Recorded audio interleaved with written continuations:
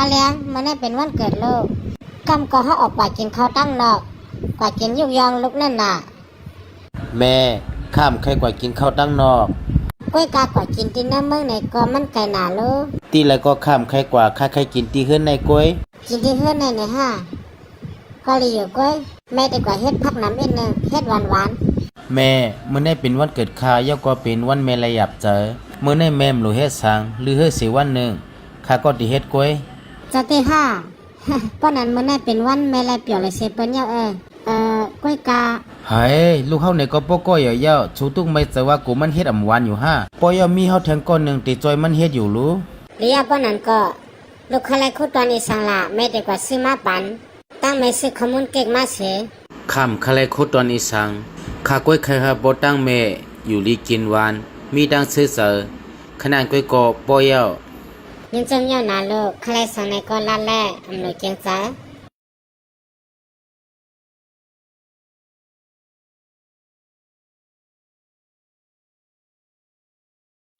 ลูกชายเลี้ยงสมามันลาดว่าคลายสังเสตาก็โคตอนได้หลุไลไม่อยู่ตั้งซื้อขมุนเก๊กเสก็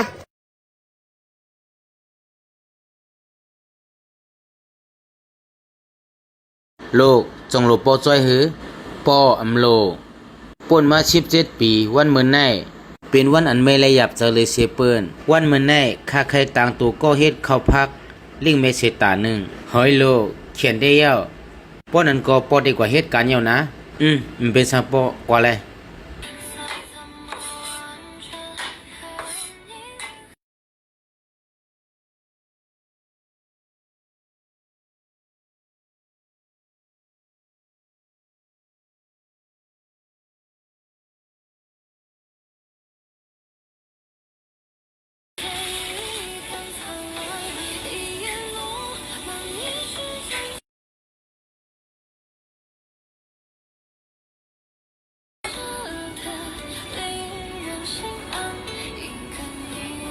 ยังจำยาวป้าปายอันเป็นสังฆะ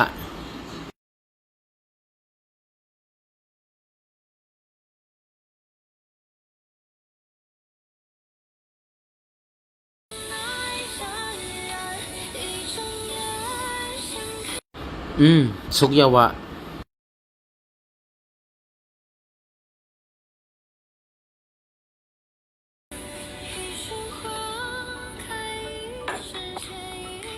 ลูกซาเลียง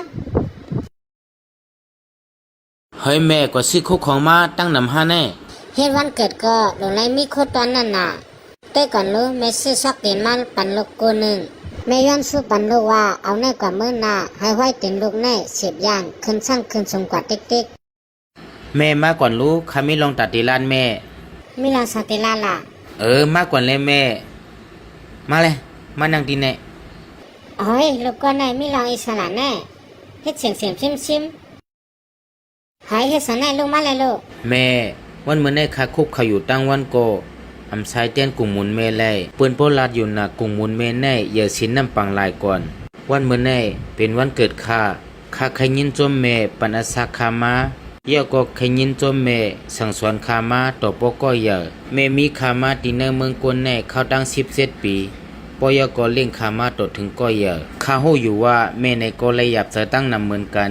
กุงมุนเมอันมีตัวคาในจัดในตั้งสัตว์ก็คาสายำเชียงไลเมสมาเมื่อเหลียวข้ามเฮ็ดสังปันเมไลก็ก้วยกาปคาก็เยอะมาคาเต้นตีตอบเตียนกุงมุนปอตั้งเมอันเล่งหลูคามาต่อปอก็เยอะเมคาดิย้อนกลมโหนับยำอันปนมาเมเฮาเลยอยากใจเย้า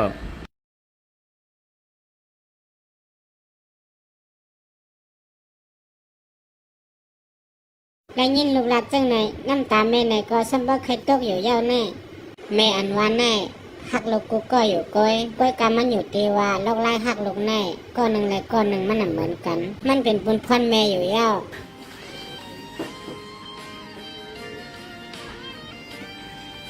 มีลูกมาไหนก็ลูกไหนก็เอาตั้งชื่อสามารถปันแม่เหมือนกันแม่ย้อนสู้ปันลูกให้รอดเพศรอดหลานกูยังนะลูกเฮาเนี่ยก็แค่ลาดอีกหนึ่งอ่อนตั้งสุดเด้เฮายินโจมมีเฮายินโจมสู่เขายามป่วนมา60 ปี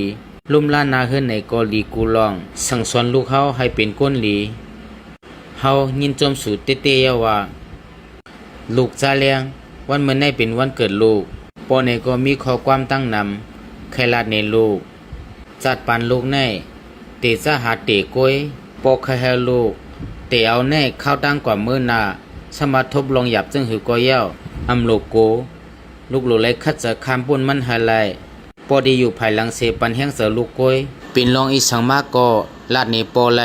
ปอมีเหี้ยมคางลูกกูข้าวยามปอในก็ตีเฮ็ดบุญพรปอฮาหลีเย้าก็ตีเฮ็ดบุญพรโผฮาหลีลองตั้งยิงอันปอในก็เป็นลองตั้งซื้อเสือสู่เมลูกนั่นเย้าลูกซาเลียงปอย้อนสู่ปันวันเกิดลูกฮามีตั้งซื้อสู่ในก็เหมือนกันเฮามากอดกันเอ็นหนึ่ง ส